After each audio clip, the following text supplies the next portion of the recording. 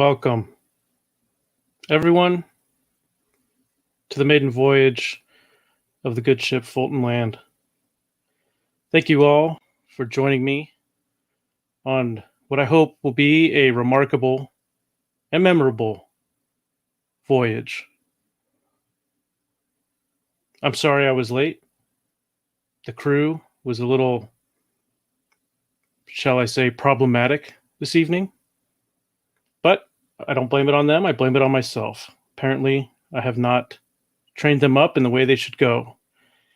And I assure you, I will remedy that post haste so that on our next voyage, which should be this Thursday, 1 p.m. Eastern Time, 10 a.m. Pacific, this ship should be ready to go on time, all the time. And with that, let's say hello to the chat.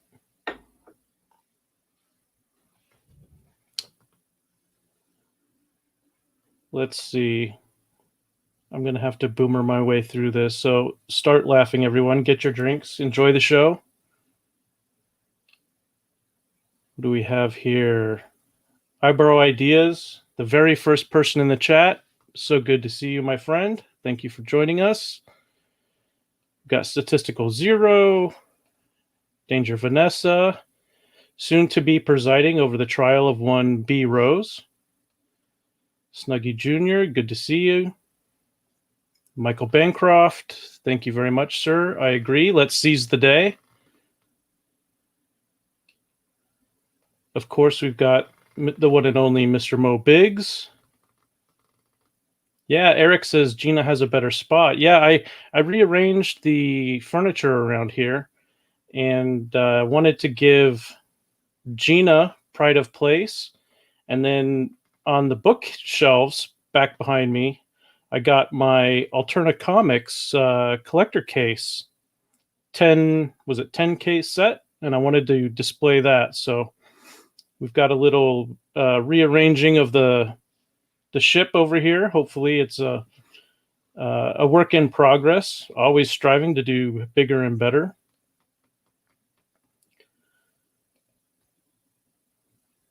Hello, Snuggy. Good to see you. Frog G, good to see you. Yeah, we're going to be handing out wrenches tonight. We're going to be getting into that a little bit later on in the show. Ryan Wynn, thanks for joining us. I'm glad you appreciate the Alterna, as you say, the Alterna spread. It's well on its way, and hopefully it'll continue to grow. I like to say that Peter Samedi is my favorite comics publisher, including myself. B. Rose. Oh, asking where's Mo's wrench? Well, it's probably in the same place as all the other wrenches. Don't worry, we'll get to it. Oh, an AR-15 orangutan figure. Where was this at? Was it on Twitter?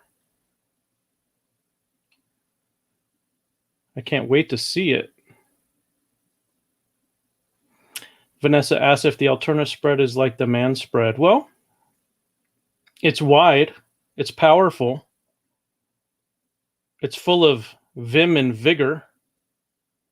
It's thrusting us forward into the future of the comic book industry, so I would say it probably is. Okay, so Steve showed off the figure on Finacha's stream. I'll have to go check that out. I haven't been able to keep up on the goings-on of the day. I was working on the secret project that I have been working on for quite a while and reached a huge milestone today, which felt really good. But it meant that I wasn't able to keep up on all of the streams and so forth. So I'm playing catch up. Perth Comics, glad you could join us. Thank you. Yeah, you're not kidding, Stato. Streaming is much different alone. Let's fix that. Let's bring in a guest, shall we? Late and gay, Joe. Would you really want it any other way? Just saying, man. We can't let you off the hook.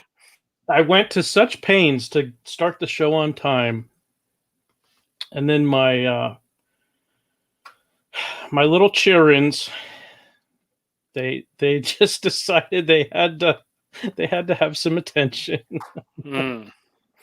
So, yep, I did start very late. You got some regulars in here, man, my man. Yeah, this is fantastic. Really enjoy seeing all the regulars and a few people who I don't normally see in the Bancroft show. So that's very cool. 7 of 9 says hello. Hello to 7 of 9. And I see Jim joined us. Very cool. Yeah, I really appreciate you guys joining me on this first stream. I was testing earlier tonight and thought I had it all figured out. Oh, hey, Pixel Trader's here too. Good to see you, man. So, Joe. Yes, sir. I was looking at some campaigns and I noticed something like we're within spitting distance of some people in Commonsgate hitting some major major goals, I would say. So yeah. Starlight Cats close to 100K, Monster MD close to 100K, and then we have Kyle on Starblades really close to 200K. That's fantastic. Yeah, I thought Commonsgate was dead, my man. That was the rumor going around, but it seems like each week that seems less and less the case. I would agree. Yeah, Pixel Trader asking it's your first stream. I wonder how you can tell. You know, it's funny. I've been streaming for so long with Bancroft that I'm used to just staring at the chat and just interacting with the chat. And so I keep having to fight that urge to just read what's going on there and just type it all out. It's different when you're running it, isn't it? Mm-hmm. Yeah, I got to force myself. It's almost like work. Oh, it's almost like work, yeah. Oh, and then Perth brought up Kanan White. I don't know if that's something you just want to touch on a little bit, or you want to wait, but maybe that's something we could talk about as well. Yeah, we could definitely talk about that. What's the scoop with Kanan? He said he was not Comicsgate today. I mean, there wasn't any. It didn't sound like there's any ill will there, but interesting nonetheless. Yeah, it's interesting that this came up because I had heard I think it was last week, people were asking where Antonio was. And we know that, anybody who has been around CG for a while knows that Antonio and Kanan are collaborators, or at least they were. I don't know. Do you know if they're still working together? I have no idea, to be honest with you. Like I kind of like Kanan. He was never overly social in the community, so like it was always hard to keep on what was going on with Kanan. Yeah. Yeah, I know he's been posting some art lately. He has been. Yeah.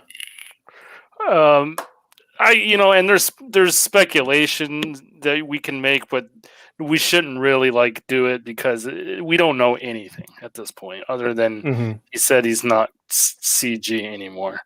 So. Okay. Yeah, Pixel says makes sense given that he's working on Death Shroud. Pixel, do you know if that's an ongoing gig, or do you know if it's a one book deal? Yeah, I wouldn't know. I did back that book though. Okay. I didn't even know Kanan was on it. The first few times I was like, man, I think I'm going to back this. And I didn't know it was Kanan. I just looked at the art, figures. And I was like, oh, well, it's Kanan. Of course. It's good, Yeah, I remember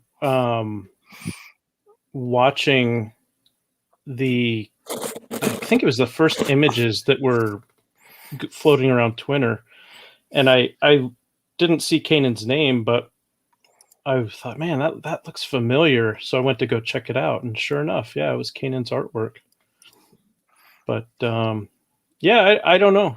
Kanan always seemed like he wanted to, try a lot of different things, a lot of different genres, different projects.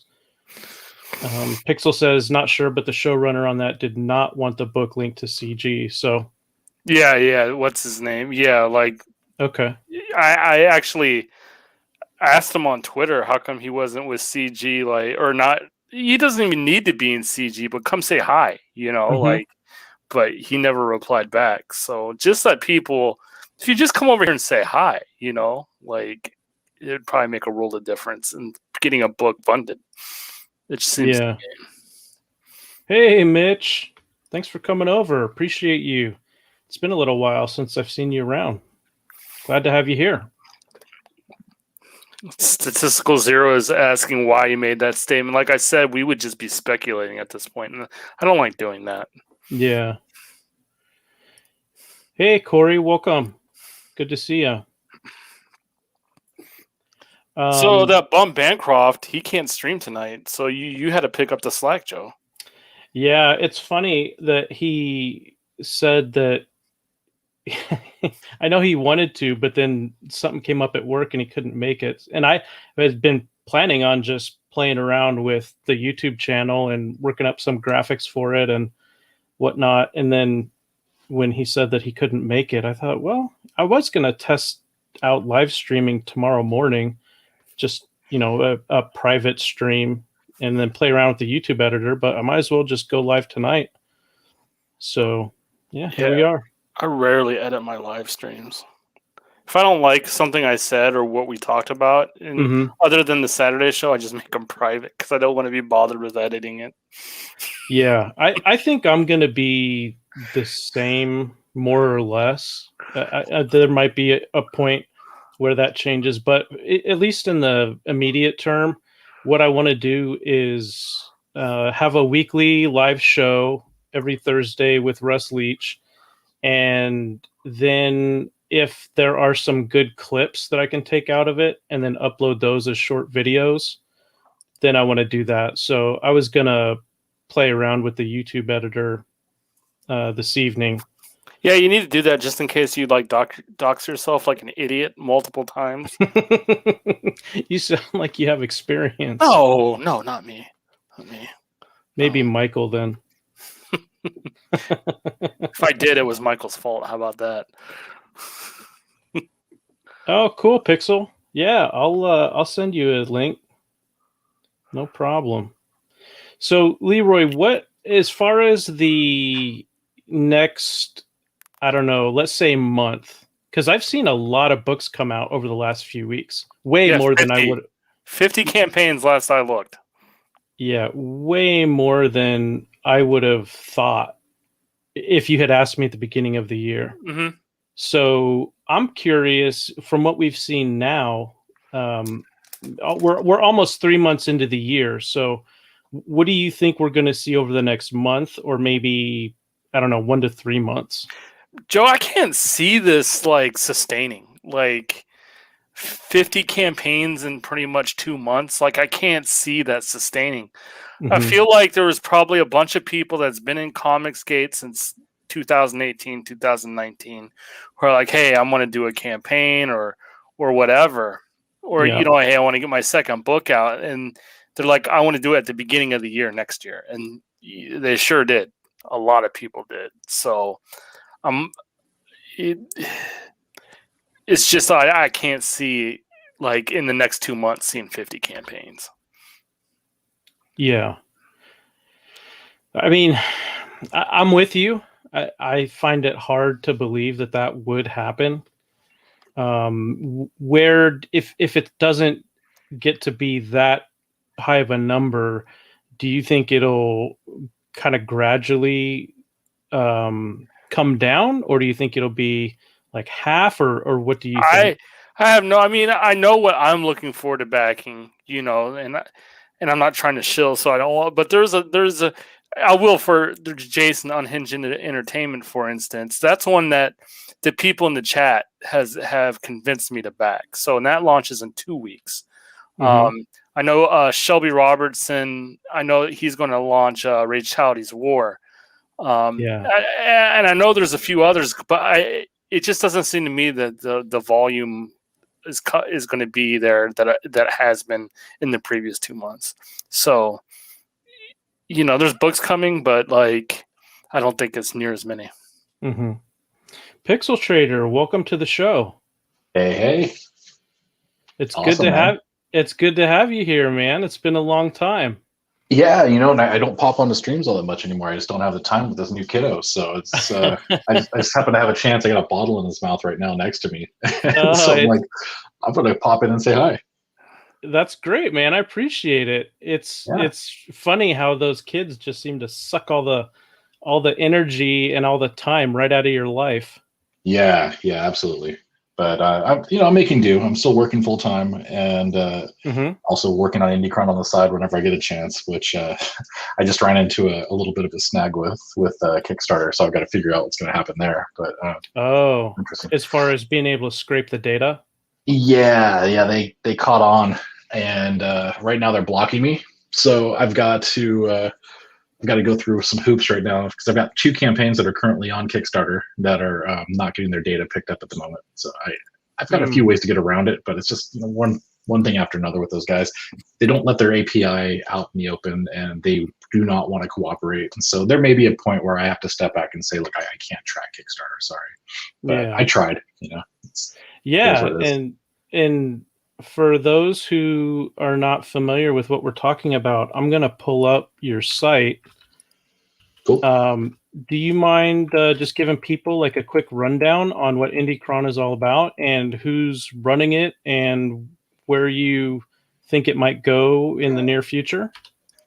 Sure. So IndieCron, it started as a spreadsheet back in 2018. It was run by a couple of different people, primarily Edwin Boyette, but I saw that the site couldn't keep up with the demand of books that were coming out and the changes in numbers and everything. And so I asked if he was okay with me taking over and running with it. And he said, yeah, go for it. So what I did is I automated it so I can go out to Indiegogo, scrape the numbers off the site from there to see which campaigns are doing what, when do they launch, when do they end, what their current goal is, have they met their goal, all that kind of stuff. And it does a countdown. And so you're able to see like which campaigns are ending. Like for instance, Cross Comics there, his coloring book is ending in 3 hours.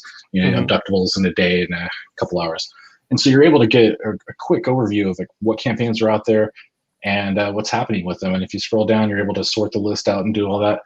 Now, over the years, since this did start in 2018, there's been some shifts in the way that it's been managed and which campaigns have been listed on there. But I've always only listed based on whoever asked to be listed. I never went out and just started throwing names on there. So I don't have a comprehensive list of every campaign that's out there, unfortunately. And some people just don't want to be on the site. There was some drama last year with, actually, I guess it was the year before that with Edwin, and him and I parted ways on the site.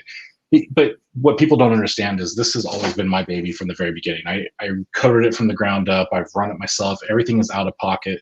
I lose money on the site monthly, but I don't care because I'm out here helping raise money for all these campaigns because that's what I want to do for indie comics. And so far it's been, I think it's about $200,000, maybe a little bit more than that I've helped raise through direct referrals for all these different campaigns that have been listed on here.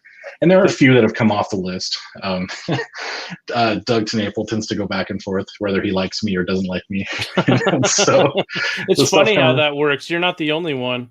Yeah. I kind of got over it. But I mean, I've got pages of both of his books, Bigfoot Bill and Earthworm Jim, showing that I got him plenty of referrals. And so he gave me those pages for free. So it's I know what happened. I know what I did for him. So whatever. But yeah, it's a fun site. I try to help out as much as I can. There's a few other sites that have popped up recently that are doing similar stuff. Creator Go, I believe, is one of them that does a fine job of tracking specifically just CG stuff. And then comicsgate.org, I believe, that just launched recently as well. It's got a ton of news and stuff. So there's still a lot of sites out there that are doing really, really good work.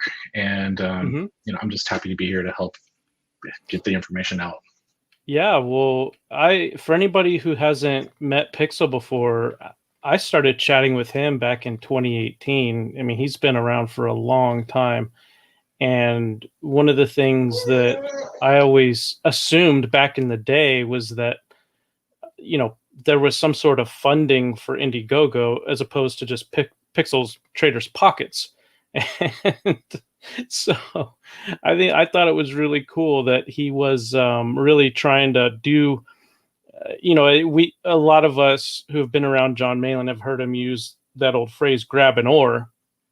And, I think he was referring to CG specifically, and not only with CG, but in indie comics in general. It's really obvious that if you get people who work together and can all pull in the same direction, we get stuff done to a much greater degree and in much faster time frames than any of us could on our own. And I know one of the things that I really appreciate about Pixel is that he's always had an eye on how he could help people in general with comics. And so, yeah, 200,000 in referrals. That's nothing to sneeze at, man. Congratulations. Yeah, thank you. And the site has changed over the years. So it started out just being wide open. Back in early 2019, I actually went full CG. And so it was only CG campaigns, and that was it. What I saw happening, though, was there was a lot of division. There's a lot of people fighting about gatekeeping, and everybody was just at war with each other over who should be CG, who shouldn't be, the whole loyalty oath and all this other kind of stuff. And I didn't want to be creator police. I wanted to be able to just get out there and show these books. And so here's the thing. Somebody brought it up at one point and said, why switch it back to where it's all indies? And I said, well, we are trying to compete with all of these indie books, and we're trying to compete with the mainstream. These books, if they're as good as everybody says they are, when they're put up side by side with other indie books, they're going to shine no matter what. And what I wanted to do is normalize what CG is within this wide spectrum of indie comics and be able to say, here's these great books, check them out for what they are. Don't come into the site with any preconceived notion of what CG is. Just look at these books. Do they look cool? Does it sound like a great premise? Go pick it up. And I would ask though, where CG is pretty much like, I would say a lot of us don't back Kickstarter campaigns, so it's going to be hard to get away from that preconception when you're listening to Kickstarter. Yeah, absolutely, and that's the thing too. Well, some stuff on here is Kickstarter, but there's a lot of guys that I've met that are friendly to CG that have promoted plenty of CG books, but they do their stuff on both platforms. There's a lot. Even Tucci. Tucci goes out and does the stuff on both platforms, and I didn't want to limit my ability to promote and help creators make money by saying, okay, I'm only going to do Indiegogo, when there were a lot of guys that needed to have, to support everywhere else. What happened to the Indie Focus thing? That thing was a train wreck. I don't want to make this the Pixel show though, but I can talk about it if you want to. But I got something for you. Like, as a fan, I use Creator Go as well. Like, that's another site, but it makes it easier that I know that it's kind of CG focused. Does that make sense? Yeah, absolutely. And I don't fault anybody for only wanting to go to that site to just see CG stuff. Not a big deal. I use both, but to know that, hey, there's 50 campaigns, the Creator Go is the way. I go to Indie.Cron all the time as well, but like, if you want to know, hey, there's 50 campaigns or whatever, that's just the easy way to look at it, I guess.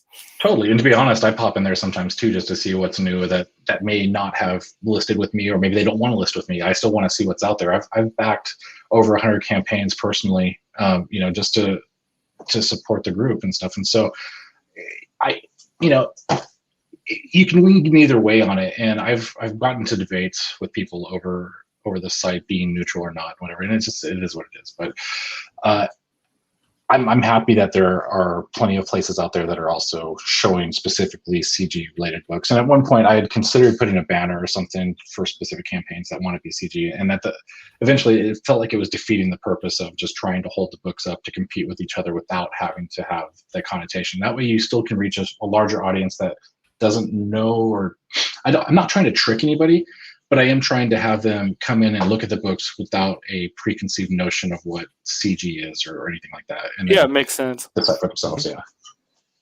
Yeah, no, the indie focused. The reason that even came about, and there's a whole backstory to the kind of the drama that surrounded IndieCron back in 2019, where I had somebody working on the site that I probably shouldn't have, to be completely honest. He had his own motivations for doing things, and it turned into a big explosion. And around the same time, there was a big upheaval about testosterone overload.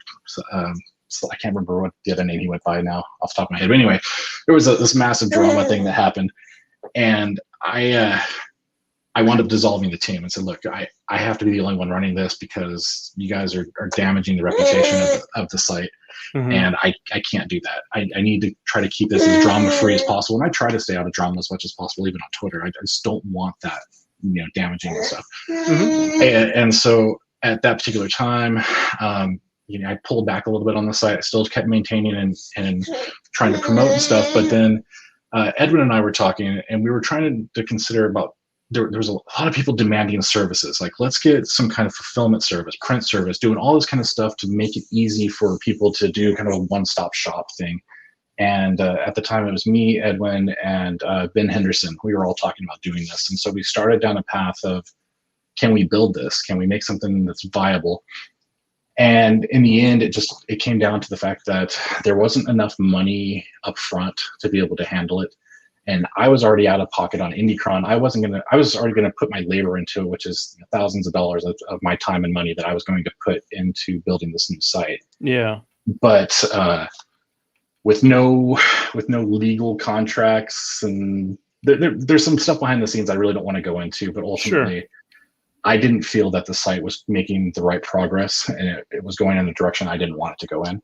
And so we said, okay, you know what, it's time to step back and just not do it. And so that's what happened with Indie Focused. It just went away. And then I shifted back to IndieCron as myself only and did it the rest of the time. And then Edwin kind of helped out for a little while there, but then he started, attacking CG. And I'm like, Edwin, dude, I like you, but I can't have this attached to IndieCron. And it was always him being the front man and kind of promoting it. So even now, I have people come to the site and say, hey, I would like to support your site, or I would like to do this, but I don't want anything to do with Edwin, or I don't like all that. Right. And it's like, it kills me because it's always been my baby, right? And it's my heart and soul. I put into this thing day in, day out for 3 years now, practically. And a lot of people don't even know it's me. So yeah, man, it's frustrating, but I'm still here. I'm still doing it. I'm still posting campaigns whenever I can. And if you know somebody that is crowdfunding or is about to crowdfund, just send them my way, and I'll help them get listed. I'm actually working on a redesign for the site so that it is easier for people to submit their information and manage it themselves. It takes a lot of the onus off of me. Yeah, because right now I still approve every campaign. I still push all their information into the DB. It would be much nicer to be able to let people just go in, manage their own campaigns, put their stuff in, and not have to worry about managing all their content for them. But I'm happy to do it. Are you doing a lot of SQL on the back end? Sorry, Joe. Before you get into Pixel, I just want to say hi, Joe. I've actually got to go because my daughter wants to watch shows on the computer. But great to see you streaming, mate. Sorry. Thanks, man. See you guys. Man. Bye. Appreciate it. Oh man, I'm dominated. Hey, what's up? Sorry, my little guy's getting angry now. If you have to go, that's cool. Just let me know. I'll just hand him the bottle again. He'll be happy. Here you go.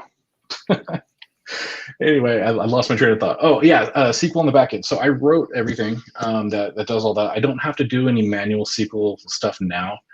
Everything is pretty much written or automated to do all that. But with the new site as I'm building it, I'm having to write some new stuff to be able to connect and make it safer and manage it. But I do everything I possibly can to protect people's information and make sure the site is as stable as can be. And had a pretty good run here so far. Never had any hacks or any problems with that. So far, so good. That's good to hear. Schemes and scams. Yeah. Man, every time I hear schemes and scams, it just makes my skin crawl. Oh, man. What a wild roller coaster ride that was. Yeah, and to be caught in the middle of it, and and be like, I'm sitting here on the backside watching stuff happen, and I'm DMing him going, dude, chill out. Like, what are you doing? And he's like, no, I've got this thing.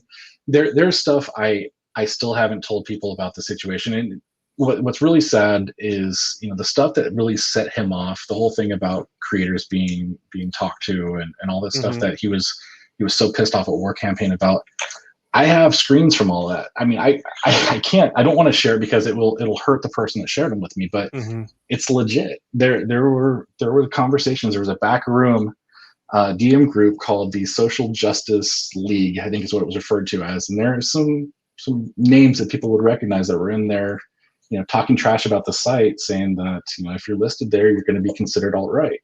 And that's why Edwin lost his shit and went off. And it just sucks. It really sucks because it affected CG, it affected the site, it affected a lot of creators at that particular time. There were a lot of little guys that got overshadowed and I don't think got funded because of all the turmoil at that particular time. Yeah, well, I'm glad that we put all that stuff behind us because, I mean, Leroy and I were talking about it before you joined in. I'm not sure if you were in the chat or not when we were talking, but something like 50 campaigns so far in the first couple of months of 2021. And yeah, who knows how many more in the next 10 months. So that's crazy stuff. But I mean, it's cool for me just to see so many people who are trying to make a go of it. And yeah, it's more difficult when there's more competition, but at the same time, I really believe that the best work will, when combined with effective promotion, will usually rise to the top.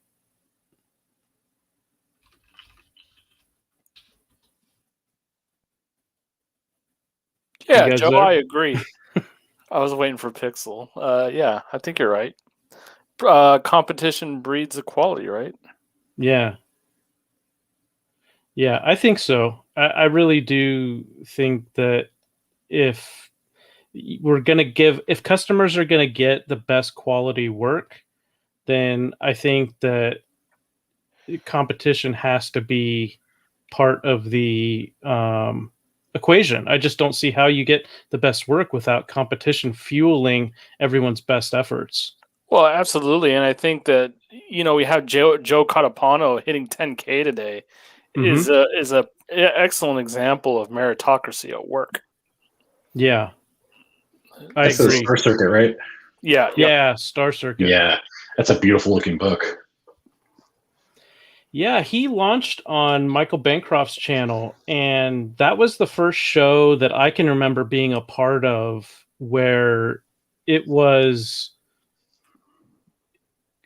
from 0 to funded in one show. And I think, Leroy, correct me if I'm wrong, was it about an hour and a half? Yeah, but it was funded before, well before you guys ended. Like, probably 20 minutes before the show was over. So yeah, funded in like 70 minutes, 80 minutes, not even. Yeah, that's fantastic. And welcome, Lord Crackhead Jeremy, to the show. Hello, how's it going? It's going great, man. Thanks for stopping by. I really appreciate you helping us kick off the maiden voyage of the good ship Fultonland. Yeah, I saw that you were streaming on the new channel. Figured I'd pop in and say hi. Appreciate it. So, as we were talking a little bit earlier, Crackhead, there's been 50 some campaigns that have launched in a couple of months. Do you have any ideas where you think the next couple of months are going to take us in terms of, campaigns, either the number of campaigns that will launch in the next couple of months, or maybe any sort of ideas or predictions about the type of sales totals we might see of the campaigns that have already launched so far this year? 50 is an insane amount for us to not even be 3 full months into the year. I mean, I've never seen volume like this in, the 3+ years I've been here. It's crazy.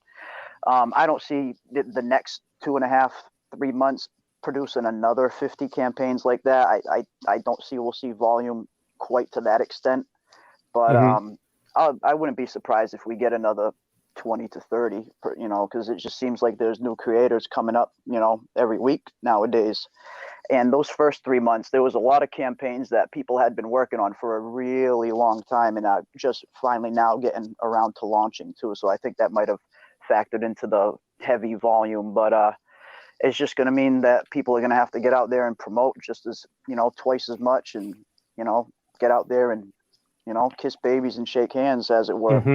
Because it's, there's more variety, but there's also, unless we expand our customer base, it's, it's going to be a smaller slice of the pie for everybody, so to speak. So it'll definitely be interesting to see how it goes. I mean, like you guys were saying, Ori, earlier, the meritocracy thing, seeing campaigns like Star Circuit and get funded in, less than a whole show. And, even before that, there was another good one that launched on his channel. What was the one that launched right before Star Circuit that did pretty good, Leroy, on Bancross? It was like a night or two before it. I don't remember, my man. I don't either, but I remember it doing good. Yeah, it'll be interesting to see. As far as the funding, Joe, I find that interesting because Jeremy and we talk about this quite a bit. I mean, Jeremy and I have conversations that we sometimes don't have on stream, but I think, and Jeremy, you can, but both him and I agree that if you look historically in Comicsgate, like most funding happens at like big funding happens. There's a push at summer, like at the summer and beyond. Like it's kind of slow right now, but it generally picks up. You want to speak to that, Jeremy? Well, yeah, it always seems like, around, from November to around February always seems to be a little bit slower, the holiday seasons and everything. There usually isn't that many campaigns launching this time of year, which is why it's really surprising that we're already 50 deep. And, maybe that's the reason. Maybe people were thinking, hey, not a lot of campaigns launch during this time, so maybe I'll, try something different. And, yeah, usually it's pretty quiet until around, March, April, May. Yeah. Yeah. So we ended up, as far as CG numbers go, in 2020, am I getting this right? Was it somewhere around 4 million? I think it was 6, wasn't it? Let me take a look, Joe.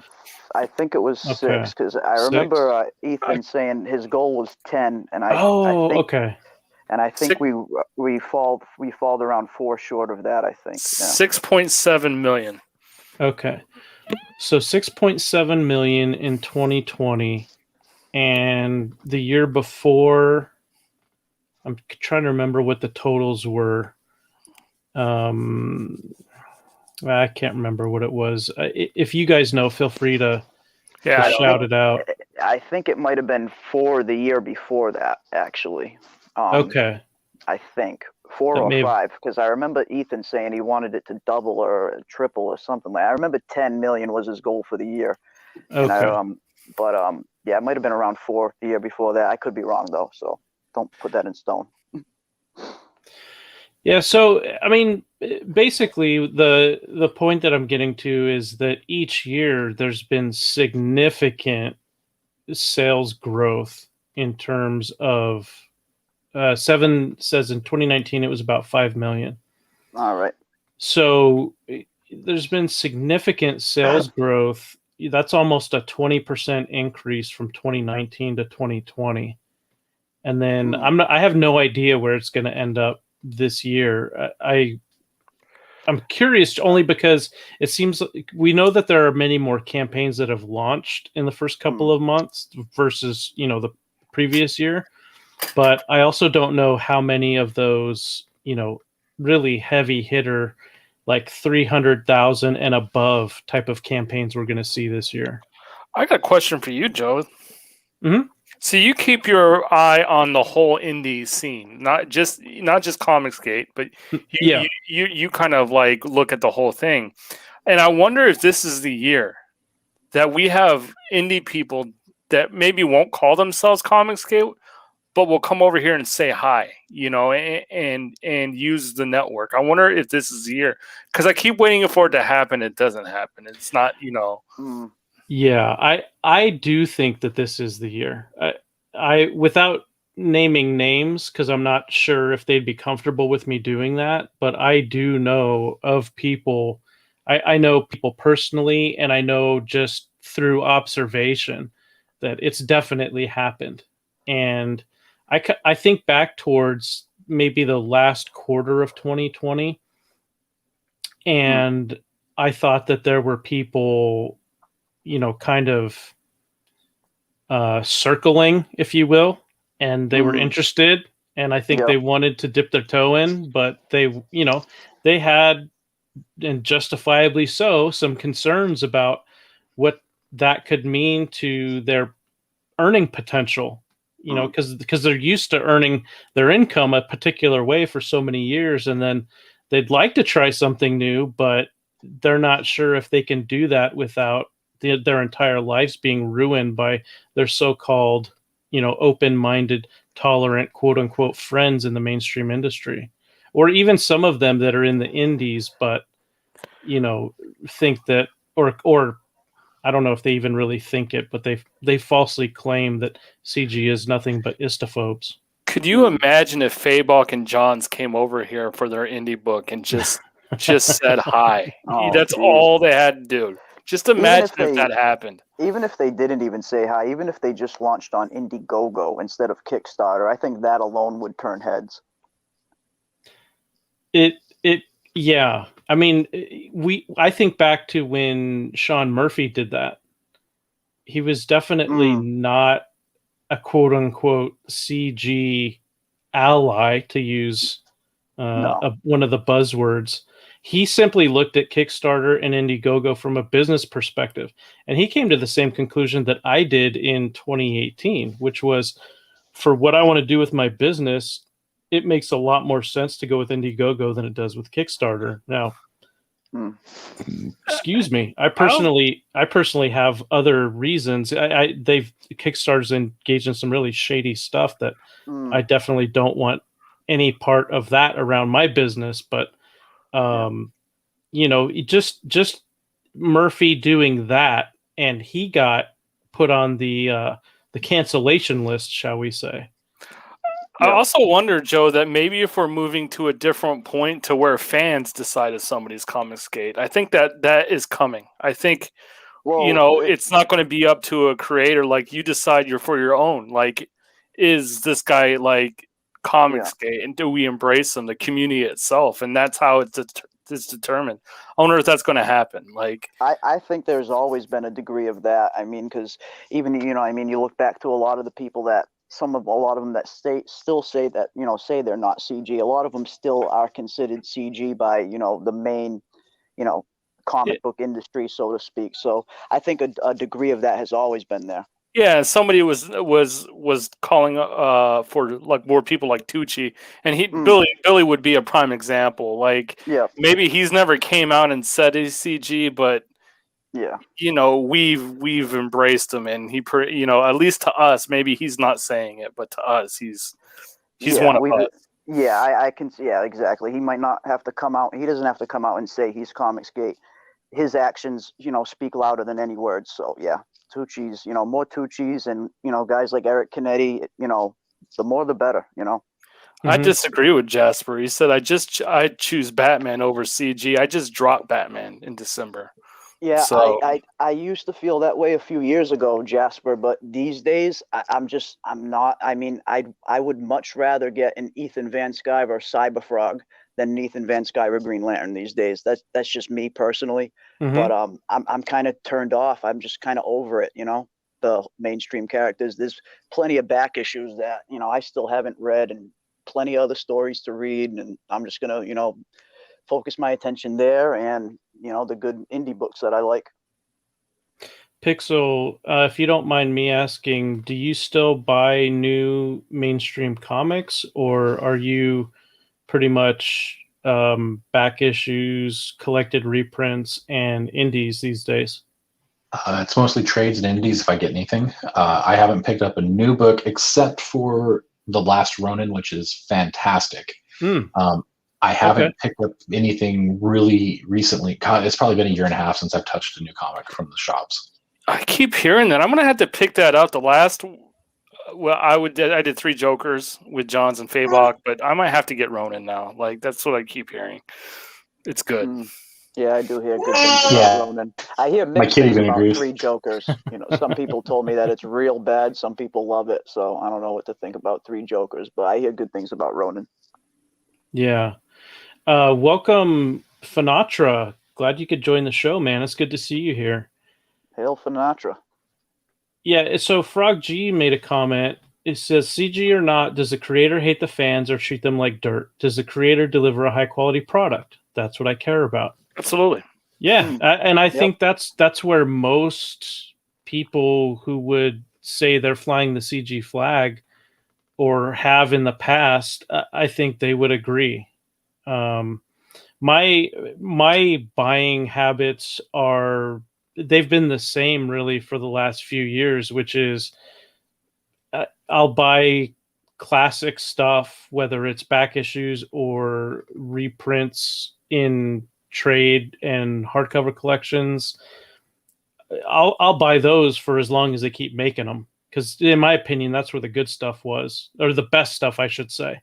When it comes to new stuff, I still keep an eye and an ear open on it, but I just haven't seen hardly anything that really catches my eye. The only thing I can think of off the top of my head was the IDW Artist Edition of the Jim Lee X-Men. And, so as for me, as somebody who is really into original art and comic book history and that sort of thing, that's got a lot of appeal for me. I missed out on it when it was available for pre-order before their inventory got depleted. So I've tried to put in a pre-order with some hope that they'll get a second printing underway, but we'll see. Other than that, there's just not anything out there that interests me as far as the mainstream stuff. I also wonder, Joe, because you do keep you're very knowledgeable, like about all things comics, like much like George.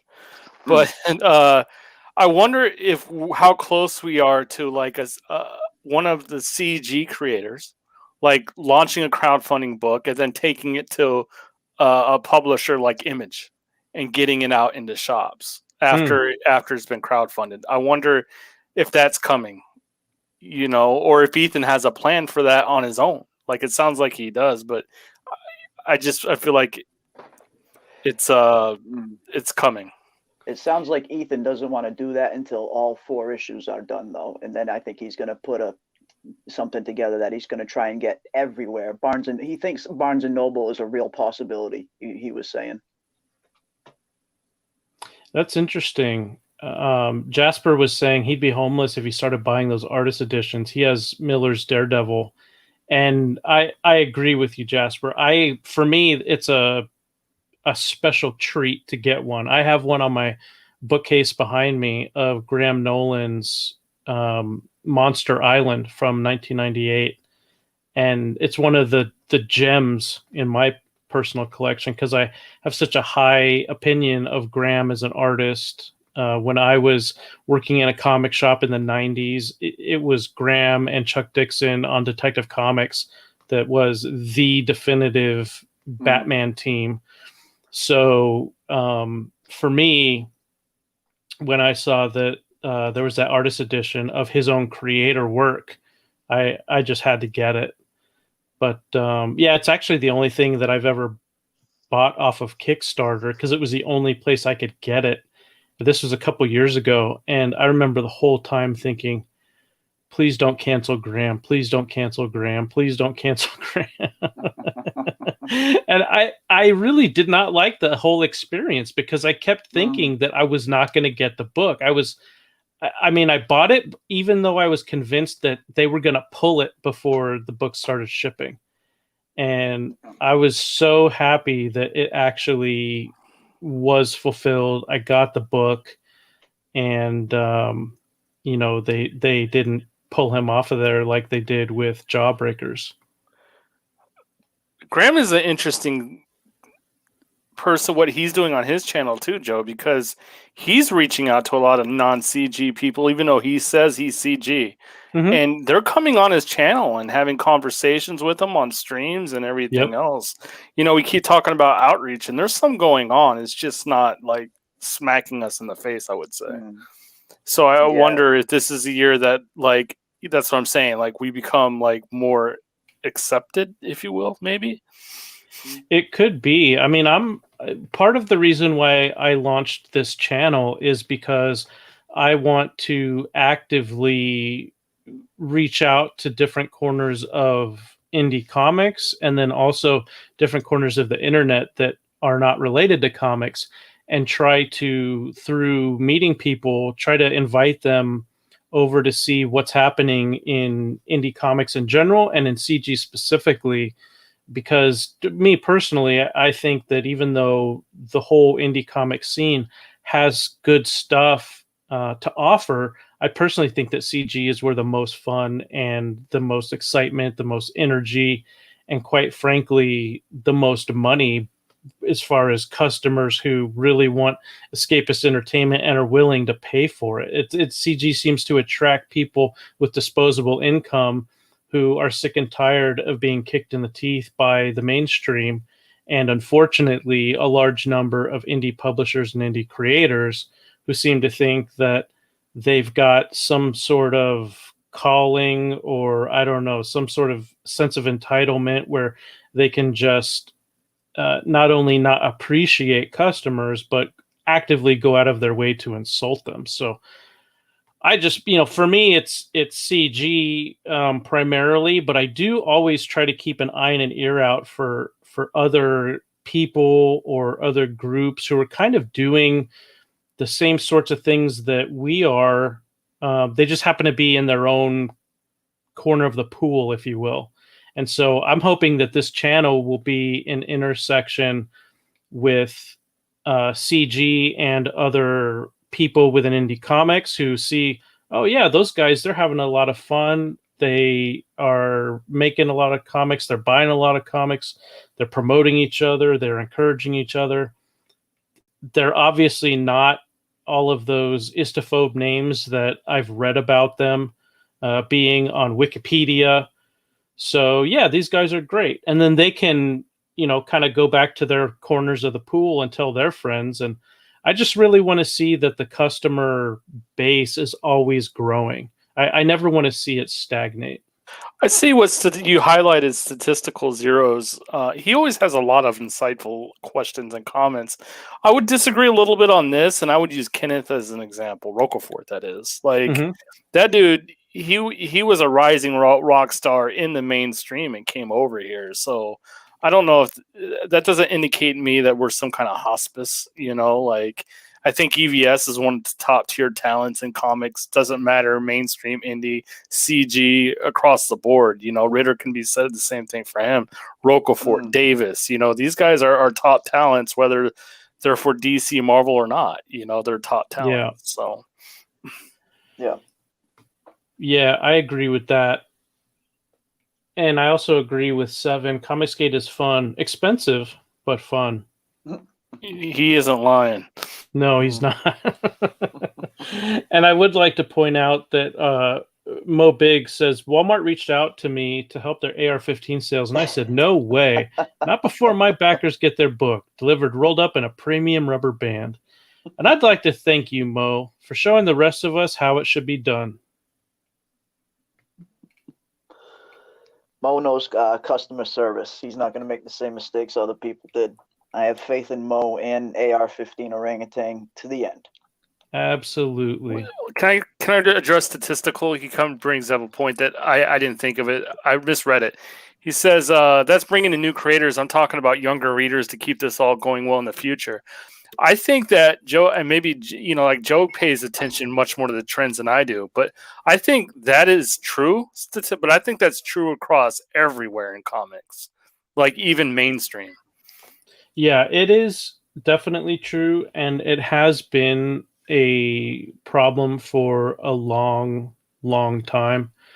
I would say that it started in the 90s when try to make this really short. Basically what happened is that a group of very large retailers got together with Marvel and DC and a couple of the very large distributors, Diamond being one of them.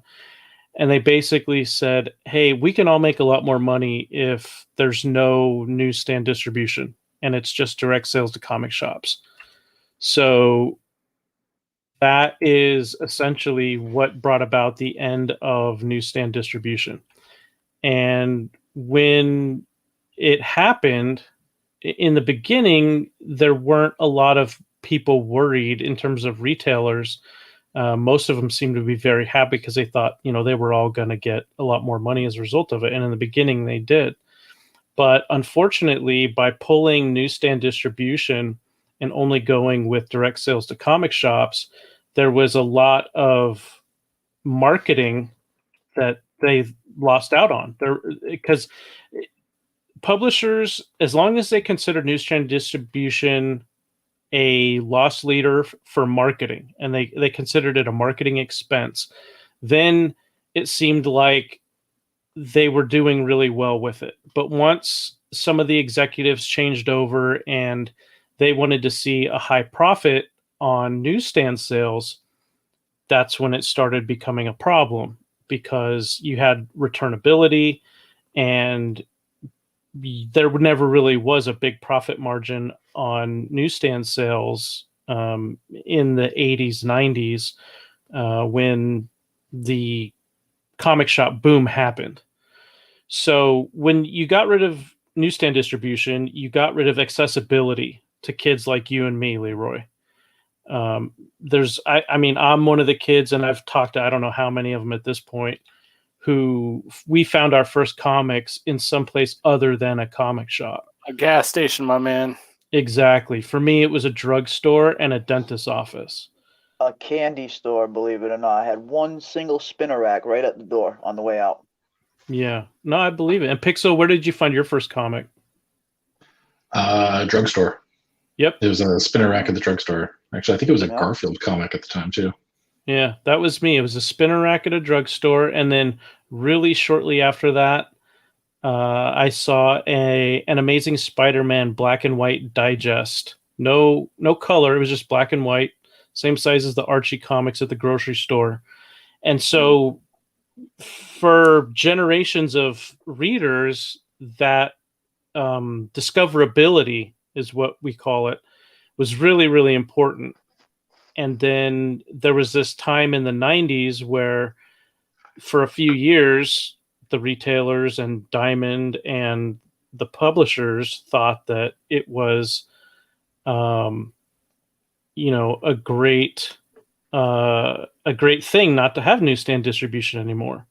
So then the crash happened. It really started around 96, and then it lasted through the late 90s.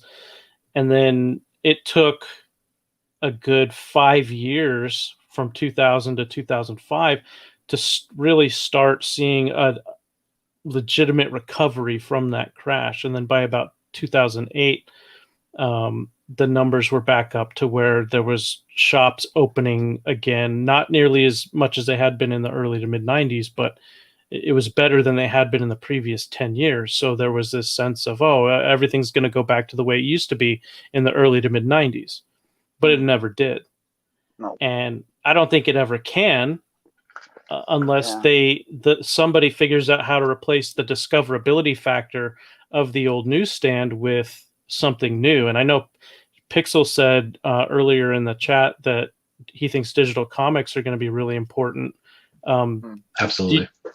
Do you mind speaking to that a little bit, Pixel? Yeah. Well, I can tell from experience with my other son, who is 18 right now, is totally into comics as well, but doesn't have the space, money, or time really to deal with physical copies all the time. I think that people having massive long box collections is going to be a thing of the past for moving into the future. There's always going to be people that just want to have a physical book. I mean, you look at the bookstores, they've never closed down. I'm sure Amazon's put a massive dent in it, but they still sell a lot of physical books. But what you're seeing is the shift in how media is consumed. You've seen it with DVDs and streaming media. A lot of people have streaming services now, and that's how they watch their movies. The new stuff comes out, they don't go and pick it up at Redbox. They don't go and buy a movie. Some do, because they really want to have that full digital Dolby experience, the 4K video, and they want everything that they can with it. But a lot of people are just going to go for the fast consume kind of mentality.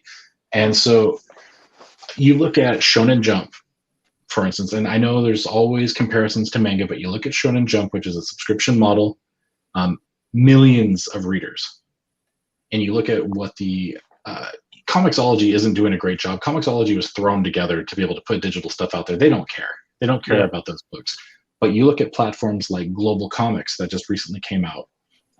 They are just kind of getting in on the ground floor. They haven't been around for very long, but they have really neat ways of monetizing your books. You can go in and monetize per page, per chapter, per book. You can do it for free. There's a lot of different ways that you can manage it. And they give you a ton of metrics so you can see where people got into your story, where they left. There's lots of really neat things about that you can't get with the physical copy. I know that a lot of people are pushing this. And the whole point of CG is to get the physical books in people's hands. But I do think that we are holding on to kind of a ritual of the past. And we're going to see that collectors are going to want the physical books. They're going to want to go get them graded. They're going to want to do that whole process. But the younger generation isn't. And it's been shown time and time again, they don't have the attachment to things as much as we did and our parents before us. There's a lot of focus on minimalism. There's a lot of focus on fast. And so I think you're going to see a pretty strong shift into just consuming. They don't care about the collectability. They don't want to sell the books later on. They just want to read the story and move on. And so that's why I think digital is going to become a major player in the next few years. And I'm already seeing a shift.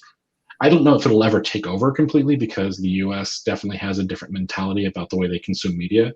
But you are seeing a big shift in a lot of countries towards digital content. And I think Japan is definitely leading the way there with Shonen. You're going to see more of a subscription model type thing happen in the future.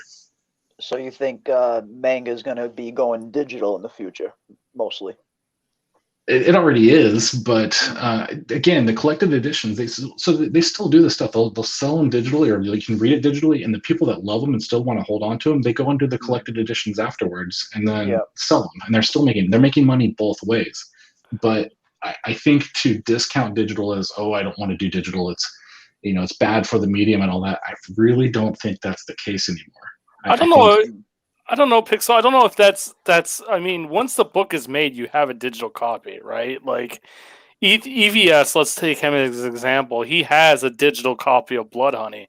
It's just if and when he wants to put it out. If he sees the trend, going like you're saying, and I'm not disagreeing or agreeing. I haven't really made up my mind yet. But if you're right, he can release Blood Honey digitally. Like, it's not out of the question. Absolutely. I'm not saying you don't have to do it digital immediately. I'm just saying that to not do digital or to not even consider early on, I think is a mistake for some people. A lot of these campaigns, though, the ones, especially the smaller ones, will do a digital tier and then provide the digital with the physical tier. And so you get to, like, for me, I love that because I'll just keep the physical book in my long box or whatever, and I'll pull out the digital because the kid's gonna not like grab it or puke on it or whatever, and I can just hold it at my tablet and read it whenever I need to. It makes it easier for me to handle that. Plus, you can Jasper hates slabbed books. Well, I mean, if you want to get it slabbed, then you don't have to worry about ever creasing it when you get it because you can read the digital too. I don't know. I do wonder if digital will ever become the way it is overseas. But again, the way that I see it, the way that I perceived with all the campaigns that I've worked with, there is definitely a shift to people looking at digital distribution. Webtoons has massive readership, and it's just getting bigger and bigger. Pixel, don't you think people might be shy for this reason? Like, I tried to get into manga at one point. I mean, I've tried. It's just not for me, but I've tried. And there are like multiple apps where you can just rip off these manga books and read them for free. Sure. So, like, do you think that might be a reason why people are hesitant? I don't think. So yes, yes, I think piracy is one of those things that people do worry about. My argument for piracy, especially for crowdfunded books, is you've already got your money for your books. So if you've crowdfunded your book, you've already got the money for the book to build it. The digital version getting out there, it doesn't do anything to hurt you necessarily. I mean, yes, you might lose some sales on the secondary campaign or something because people didn't pick up the first one to catch up or something, but you're more likely to grab more readership because somebody saw that book out somewhere on whatever site. But a lot of those pirated programs and stuff don't make the reading easy to do, or it's a lower quality kind of version of the experience. Whereas if you can go to a specific tool that has a low entry level kind of thing, people don't mind paying a couple bucks for something to do it legit. There are people that are going to always want to do something that's, they never want to pay a dime for it. But the large majority of people don't mind dropping a couple bucks for an app where they can read a bunch of stuff and not have to worry about it. And they don't have to jump through hoops or possibly get adware or whatever else to deal with just to read their content. And so again, it's a shift in mentality that has to happen before that'll actually be viable. But you definitely are seeing it happen. I don't, like, with me personally, I don't mind paying a couple dollars to Shonen Jump or Netflix or whatever else, to be able to have a curated, nicely presented, high quality presentation of stuff that I can just mindlessly go through and read. And I was shocked just how easy it was. Like a guy I work with is a weeb, and he was like, "Hey, try these mangas," and I was like, "Yeah," but he's like, "No, here's 3 apps, download," and I was shocked just how easy it was. Like, yeah. I was shocked. Like, couldn't believe it. Yeah, you don't know exactly how much they're actually making. I mean, they could be making still a decent amount off of it. If the readership is as large as it is, I'm curious how many people are actually reading. Like, is it multiple millions of people that are reading them for free? Is it, I don't know. I can't speak to that. But I do think that they're still making a decent amount of money on it, regardless. And it does seem like if that most of the people that are going to pirate a book probably weren't going to buy it in the first place anyway. You know what I mean? Like, a lot of people that, so you never know. I guess it's one of those things that's hard to tell. Yeah. So, Joe, what do you think? I mean, I'm somewhere in the middle. I do think that digital comics have potential that has not been fulfilled yet. And I think a lot of it has to do with the presentation, because in Japan, you have a culture that is essentially, I don't want to say built on, but I'll say they've adapted to the way their mass transit is set up over generations. So they're a commuter culture in a very different way than, let's say, the United States is a commuter culture. Over here, most people drive cars. And when you're driving a car, you're not supposed to be looking at your phone or your tablet, reading the latest issue of Batman, right? We're supposed to have our eyes on the road, our hands at 10 and 2. So over there in Japan, you've got mass transit, which is extraordinarily efficient. They have the only commuter rail system that I know of in the world that actually turns a profit. Because of that, you've got the opportunity for people on their commute, whether it's to work or to school or to go see a movie, maybe. Whatever it is, chances are they're taking mass transit and not driving, which means they're sitting there. So they got used to reading manga, having a book in their hands. But over time, when they got to have their comics on their phones or their tablets, it was a very easy transition, from what I've been told from people who have lived in Japan or people who have studied the differences in the way that comics are done in the US and the way they're done over in Japan. So it really is an apples to oranges comparison. Even though we're talking about comics, there's such a huge cultural difference between the two. And, a lot of it has to do with available time to sit there and look and read something. So, I do think that if in the US and I would say in the Western countries, if somebody can figure out a way to make digital comics, if they can figure out a way to present them in a way that is just as appealing or close to as appealing as the Western world readers seem to find the experience of reading a print book, then I think, you might be able to reach that potential for digital comics. But unless that happens, I'm not sure how you would do it. And I gotta say, Snuggy Jr. in the chat, you are a legend. He says, I still buy CDs. Oh, nice. I'm not the only one. I do too. From Amazon, I have to do it through Amazon. But like, I had a problem one time where I lost my iPod or whatever the hell it was, and like, and then something would happen with iTunes. I lost my entire collection, and this is before Spotify. So now I still buy. I've got 3 boxes of CDs in my closet right now. I'll still throw on a record from time to time because nothing sounds as good as vinyl. But yeah, I haven't bought a CD in years. That I think is a really good correlation, Jeremy, to comics, because there's a lot of people who, I think there was a good example of what I was about to say. Okay, so Jose, he starts out reading Berserk digitally, and he says he liked it so much he bought all 37 volumes, and he's buying the deluxe editions as they come, and he's also buying into figures. So this is where I think there's a real potential, not just to appeal to digital comics readers who are kind of digital first or digital only, but I think that there's a market well, I know for a fact there's a market segment. I have trouble figuring out exactly how large it is, but I know there's a market segment that they will try comics out digitally first, and then if they like them, they'll go in and buy print copies. Yeah, Bros was saying that same thing too, I think, a little while ago, saying that he'll pirate something, and if he likes it, he'll go out and buy the physical copy of it. So yeah, maybe it, maybe it'll have a good effect too. You never know. Yeah, it's it's interesting. I think part of it here Pixel touches on. He says manga is considered a disposable medium there too, there being over in Japan. The emphasis on consuming the stories is not collecting the books per se. So he's got to put his kid to sleep. He'll be listening. Great conversation. Thank you, Pixel, for joining.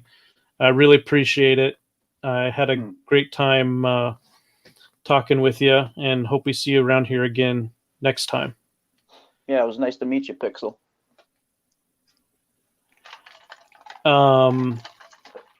So here, B Rose was telling Jose that the way Jose was with Berserk, that B Rose is with Bleach. Bleach is a Nirvana album. Billy also he read Black Sad or Black Sod, however you pronounce it, digitally, and then bought it the next week. So yeah, and here's another good thing, another good point B Rose makes, where he's talking about there's a difference of mindsets between being a collector or just being a casual reader. And that is a big difference. I don't know, and you guys feel free to, correct me if you've come across them, but I've never heard of, and I've definitely never met a collector who is digital only. Because what exactly are you collecting other than files? I've never seen it myself personally, no. Well, I mean, that's kind of why I can, like, with Comixology, like, I have the subscription or whatever. I haven't used it in a good long time, but, I could go grab Ronin off of it and read it. I don't have to go buy it now. So it works well for that. Physical, but you're still buying physical too, though. No, I mean, not of Ronin. I mean, of other books. I'm saying Joe was saying, like, he doesn't know of any collectors that only collect digital. You know what I mean? Yeah, like everybody I've ever come across who reads digital, that's their casual reading. And then if they're a collector, they're going out of their way to not only buy print copies, but very specific ones. First whether editions, it's whether it's their buying key issues for financial investment or to flip and make a profit, or if they're a collector who will collect a specific run based on the storyline or based on the creative team. But the collectors I know who do also read digital, they only do it for things like road trips or long plane rides. Yeah. It's for the sake of convenience, and it's more like it's more like an additional perk. Yeah. But it's not it's not what got them into comics. Yeah. When's the last time you got either of you have bought digital, have you ever? I have Comixology, so like I don't buy digital, but I could pull them out because like it's a subscription kind of. So, but I haven't used it probably. I haven't been on Comixology on the app since probably October. Yeah, a couple years ago I tried out Comixology and just didn't like digital comic. I just didn't like the format. Yeah, not for me. Yeah. Yeah, and to an earlier point when people were talking about digital with hey, welcome back, Rob. Hey, how you going, guys? Am I coming in too loud? I've got a new setup, so no, you're okay. Awesome. Wow. Yeah, this is a great chat, guys. It's really interesting. I was listening to it while doing father stuff. Yeah.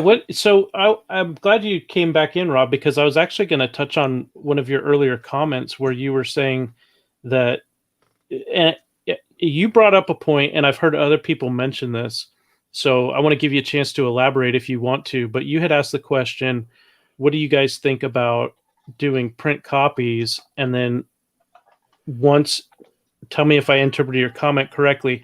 I think you were saying that let's say you do Replicator 3 in print, and then when you do the Replicator 4 campaign, you offer number 4 in print and number 3 digitally.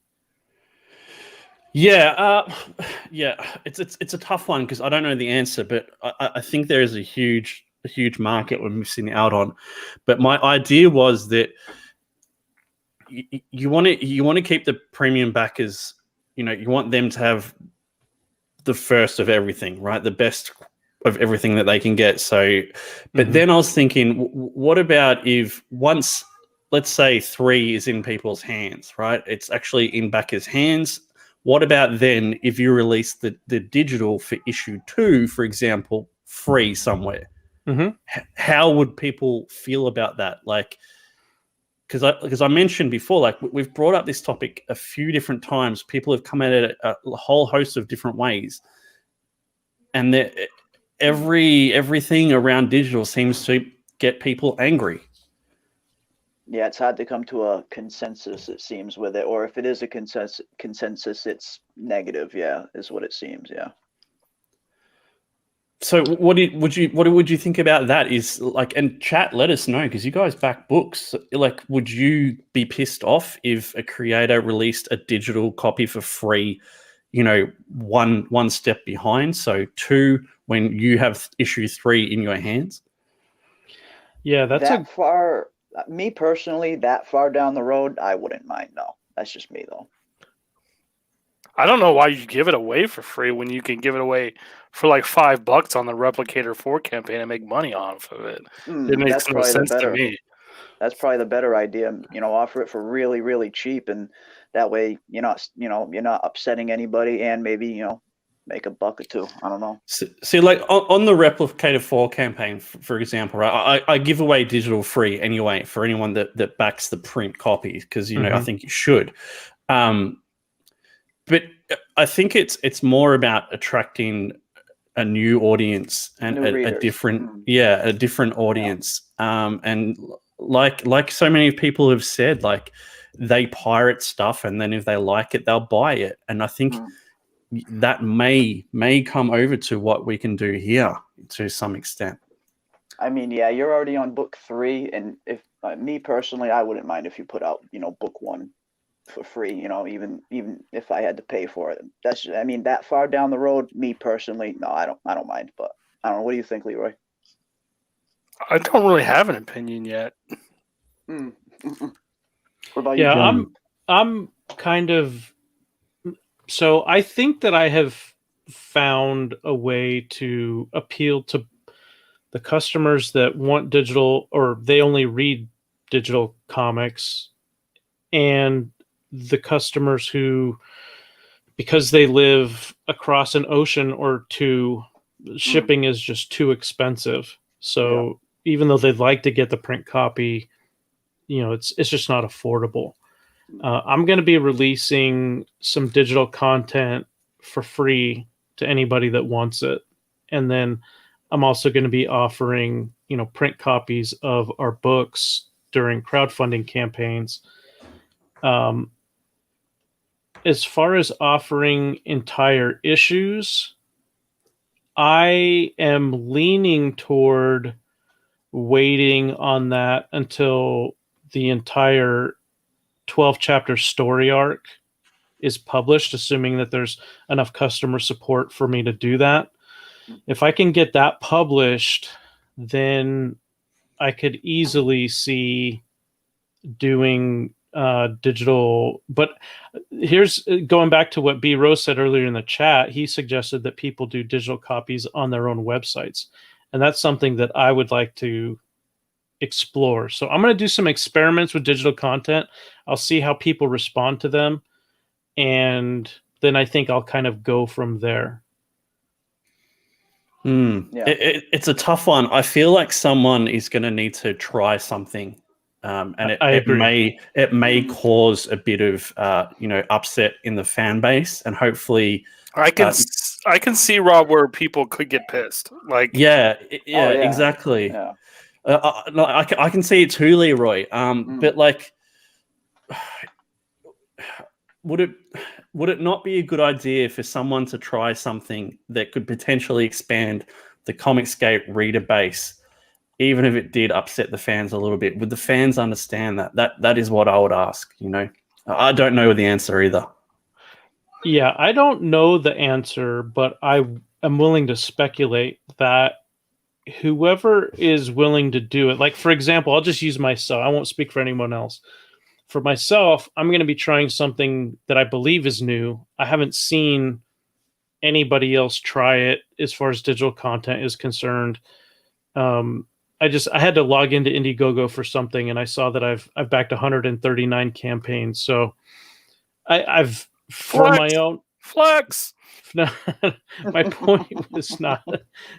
My point was not to flex. My point was just to say that I've been able to look at a lot of campaigns as a customer, and when I have been unhappy with campaigns, it's almost always come with the little detail of the campaign owner not communicating regularly in a transparent way. Whereas there are campaigns that are very, very late, but there are regular updates and they're very transparent with everything, and I'm okay with it. So that was just me as a customer. And so when I apply that to the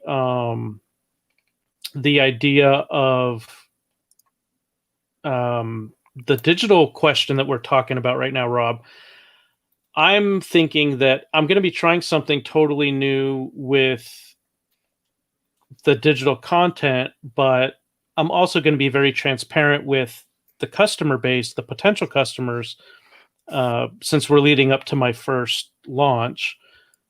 And I'm hoping that if I'm very transparent with them about what I'm wanting to do, they'll let me know how they are going to respond to that. And then I'll take those cues to kind of guide my decision making from there. And I think that's like that is probably the ideal scenario. Like you being a new creator, like I can't really go, this is what I'm going to do now, because people have already bought my books, right? That they have a certain expectation of what things should be. So if I just go, hey guys, I've decided to do free digital, there's a chance that's going to really upset some people, and that's understandable. I think like the reason why I see it is I can understand it. And I'm not saying I agree with it or not. I'm just saying the reason why I understand it is because we are being charged premiums for crowdfunding for these books. You know what I mean? And that's where I would understand the complaint. I'm not saying I condone. I mean, I'm on board with it, but I can understand it. Yeah. Bancroft, this is exactly what I'm trying to say. I don't see the point in selling a digital copy to your existing base. You put out the digital version of the early books free on sites to reach new potential backers. I mean, that would be the ideal. But then Jim Cox, he says, but if we know the book will be free, why back it? So there's the counter argument already there. Like, and that's the thing. The reason why you'd back it is you collect premium comic books. Yep. And you want to be ahead of where the digital is. But that's a tough pill to swallow for people as well. Like, you know, it's going to be free. Why should I back it? It's a tough one, man. I don't know. I don't know. I just really don't like digital. Like, if I would rather pay for a book than get a free digital copy personally, but you know, but I definitely could see other people being upset. Yeah, it's tough. Yeah. Yeah, I think that it really comes down to, for people in the chat or people who watch this on the replay who don't understand why creators, you know, pull their hair out trying to figure out the right way to go with this stuff. It really comes down to creators who are trying to reach as many readers as possible, and they understand that there are different market segments out there. So the kind of walking the tightrope of trying to appeal to as many people as possible, but knowing it's impossible to appeal to everybody, how do you reach that threshold where you've kind of maximized your selling potential for your product without turning away Your people who you had convinced to buy your book, but now you're doing something that convinces them to stop buying your book. Exactly. And like, I don't know, I'll just make this point. I don't know if it really ties in, but how many people do you think has seen the Replicator 3 site, right? You'd say it's a pretty damn successful campaign, right? How many people do you actually think have been to the page? What, the I have no Indiegogo idea. page? The What page? Indiegogo page, yeah. How many people do you think have actually looked at the page? Well, all of them. They had to back it from there, right? Yeah. But not everyone that goes there backs. That's the thing. Oh, you're talking about how many people total backers and people that just looked? Yeah. Oh, geez. Yeah. I mean, how would you have any way of knowing that? Yeah. Well, I mean, it tells us. I can tell you right now. It does give you views? Oh, all right. Yeah, it's less than 7,000 people, right? So in the grand scheme of the world, right? That is nothing. That is absolutely nothing. So I mean, how many of that 7,000 backed? 580, which is actually really, it's quite high. Yeah, that's a good percentage. Yeah. Yeah, it really is. But that's the point. It's not many people. The people that go and back, they're fantastic. You know, they're loyal. They back really well, but it's not many people. That's the point. Yeah, that conversion rate is one of the elusive things that creators who pay attention to these things are often trying to improve. It's whether it's converting Twitter followers into backers or converting YouTube subscribers into backers, or like Rob was just talking about, converting people who come visit your page and converting them into backers.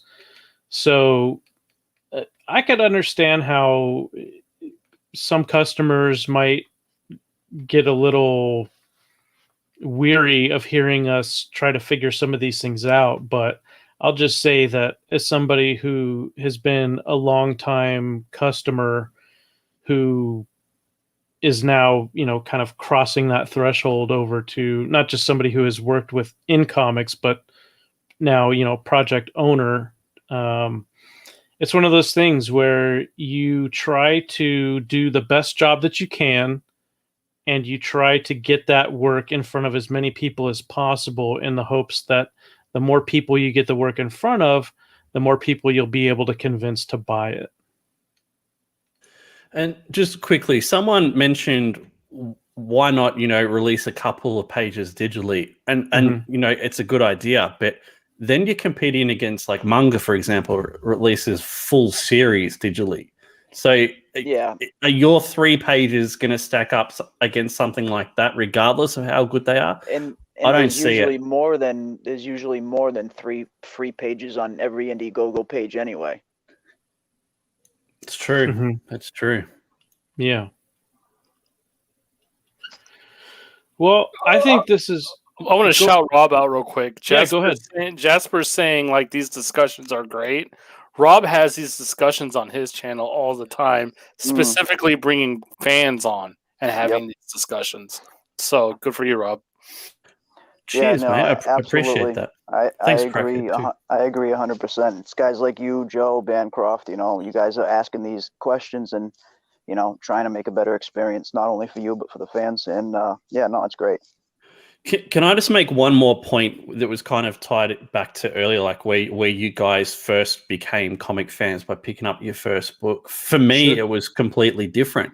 I mean, my first introduction to comics was via the animated series in the 90s, like the Batman and the X-Men. Mm-hmm. And they don't do that anymore. I mean, I'd love to know how many fans were created from those shows. Just the Batman animated series alone, yeah. I mean, that probably turned so many people into comic fans. Yeah, seems insane to me. It is. It's a good question, Rob. I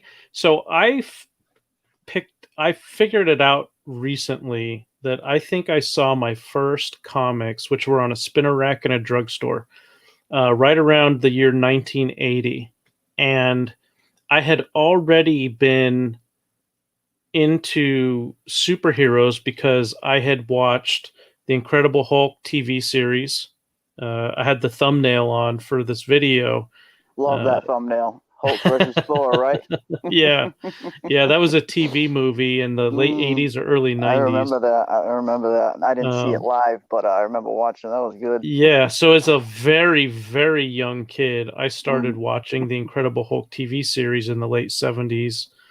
And then there was also there was a Spider-Man, believe it or not, live action TV series in the 70s. Didn't last that long.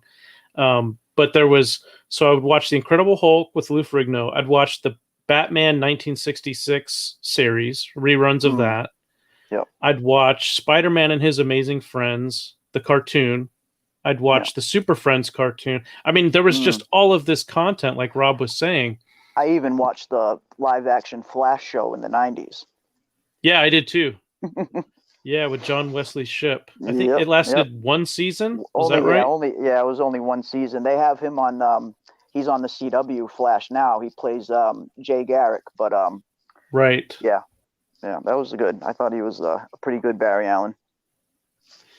Yeah, so I'm just gonna so I'll just finish my point, and then I want to highlight some shows that people in the chat are volunteering that they saw as well. So for me, Rob, I had seen those shows. I had watched the Superman 1978 movie. So I was a fan of superheroes by the time I saw my first comic. And when I saw that spinner rack just loaded with all those comic book covers, I was mesmerized. I was a very young kid, and I was so fascinated. I was almost too scared to touch them. It was almost like I'd stumbled upon the Holy Grail without having any concept of what that was. And I was just fascinated with these pictures, and it left a really strong impression on me. And then when I, not long after that, I was in a dentist's office, and in the lobby, they had a bunch of magazines and books and stuff for kids. And there was this Amazing Spider-Man black and white digest. And I was just flipping through the pages, back and forth. And I just could not believe how cool this was. Because to me, it was like a cartoon or a movie on paper.